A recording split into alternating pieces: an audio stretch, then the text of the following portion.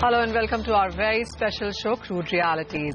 It was touted to usher in a deal that would have marked a new level of cooperation between non-OPEC and OPEC members. The world thought that oil producers that supply almost half the world's crude would agree on a production freeze intended to strengthen the prices and keep them above January lows of $26 a barrel. But the oil producers meeting in Doha on Sunday turned out to be a damn squib. Members of oil producers cartel OPEC failed to agree to a deal to freeze output in Jan. The talks failed after Saudi Arabia insisted that Iran join in with the deal. Iranian ministers had already warned that they wouldn't take part in the meeting, and they did not show up in Doha. The feud between Saudi Arabia and Iran seems to have ruined any real chance of a deal between OPEC members and Russia. The battle for the market share is good news for oil consumers because it keeps the prices lower, but it is potentially damaging to oil producers who are struggling to meet the cost of production. So the volatility in the crude oil prices continues to keep the investors and all other asset classes on the edge. There is some respite though, and the oil works strike in Kuwait have nearly half the crude production from the OPEC member. Thousands of oil workers in Kuwait have put down tools for a third day today to protest against planned public sector pay reform. The strike has seen the crude output fall to 1.5 million barrels per day. CNBC's Hadley Gamble now joins us from Kuwait City. Hadley, hi, what are the striking oil workers concerned about, and what's the latest happening there?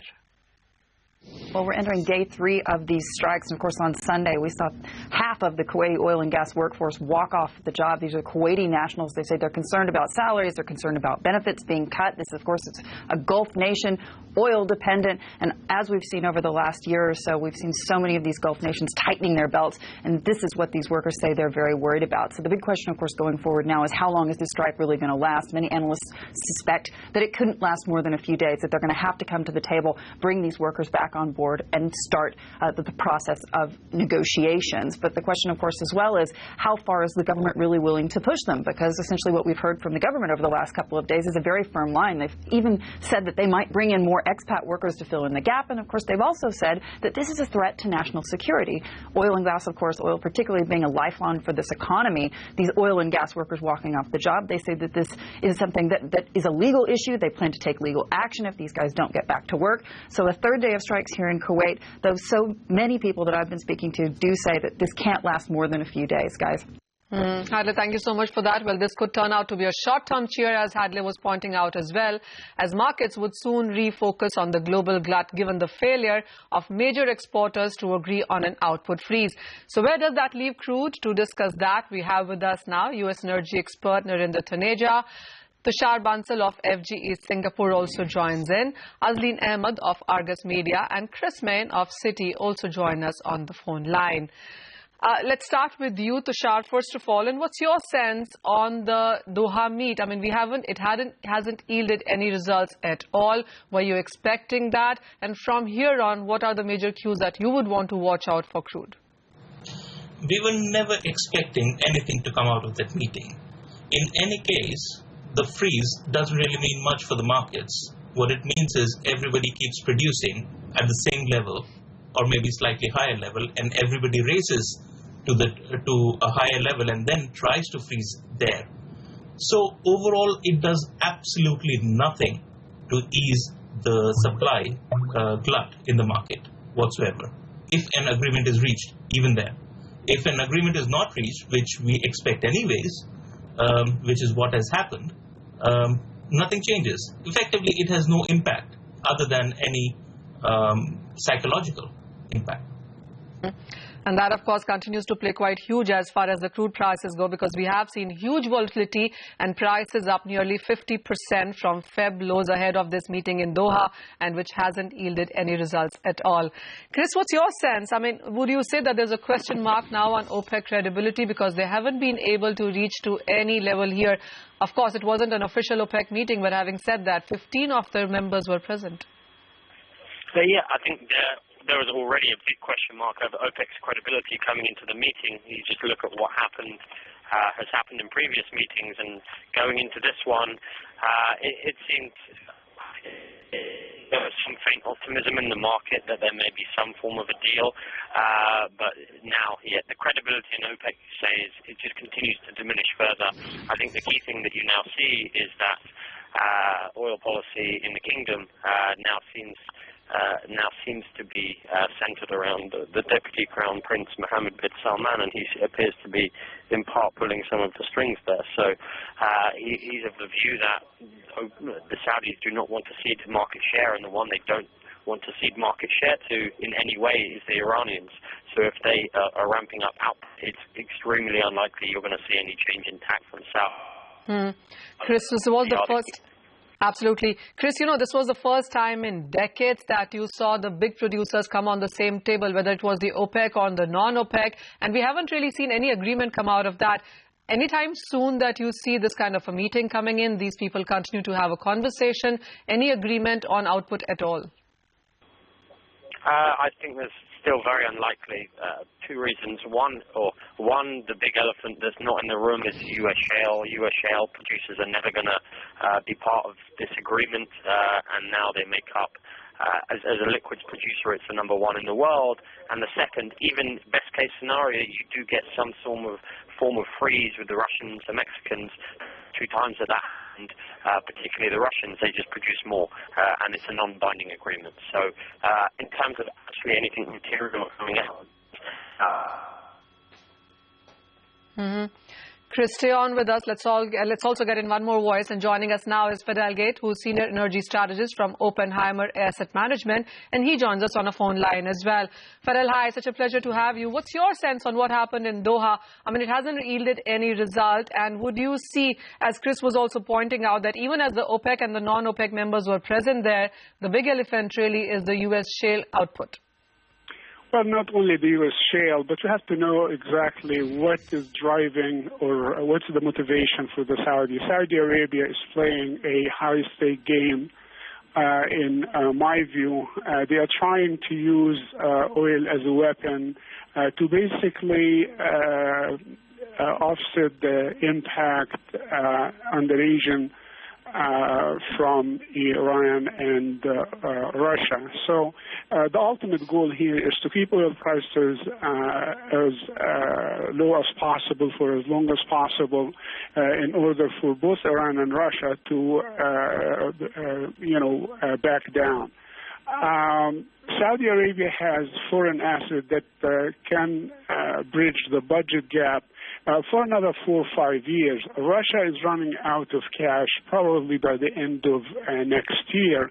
The Iranian government is desperately trying to recover its $150 billion that is frozen in Western banks.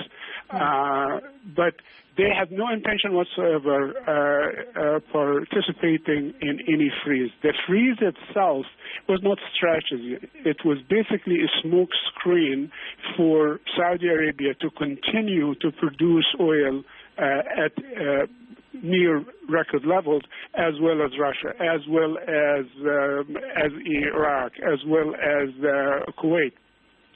So at the end of the day, the freeze was not a strategy and would not really remove the excess supply on the market that caused oil prices to crash. As for U.S. shale, shale is here to stay. Shale is a technology-driven extraction instead of exploration and high risk that we had in the past. Shale production is declining, but in a much lower decline rate, if you will, because technology, continue to advance, and that is lowering the break-even point and making shale more economical at lower oil prices than people had imagined only 2 or 3 years ago. So there are so many factors that come into the final, price, if you will, including the U.S. dollar, including speculation, including weather, including geopolitics. But this one, it was driven, I would say, mainly by geopolitics, not by economics. Well, your point is well taken, Fadel. But having said that, the substantial plunge in the crude oil prices in the month of January did do some damage to the expensive producers, including U.S. as well. I mean, we saw all those numbers of the rig counts continue to decline. Now they seem to have stabilized. So would you say that even if the OPEC and the non-OPEC members would have come out with an output freeze, I mean, that of course was very bleak to start with, the US would have continued to gain more market share? Well, a couple of things we have to realize here that, despite the sharp drop in the number of rig count, production really has not paralleled the rate of decline in the rig count because of efficiency improvement, because of the cost saving, cost cutting. The U.S. oil industry cut capital spending by almost 50% from 2 years ago. So eventually production in the U.S. will continue to decline, will accelerate. The decline rate will accelerate. And that at the end of the day, what is going to rebalance the market, either supply will have to drop or demand will have to increase. The demand increase is not likely because global economic growth is not as robust as many people had expected only 6 months ago or a year ago.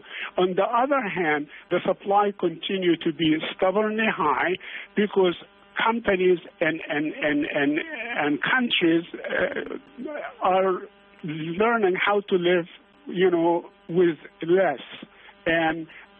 But that will take a long time in order for supply and demand to rebalance.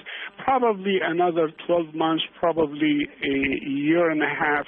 But eventually we are going to see higher oil prices, not $100 or $80, but closer to $60, which in my view will allow sufficient capital to be invested in the industry to maintain current level of production. So anything short of that will obviously tip the balance in favor of the lower supply and will spike oil prices.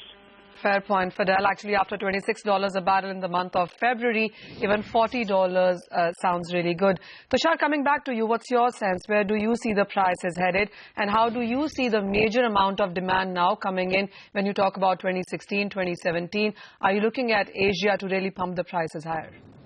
We are looking at Asia and particularly India to pump them higher. We are much more bullish. We expect the prices to go back up to the $50 levels by the end of the year. Demand is really catching up with the incremental supply.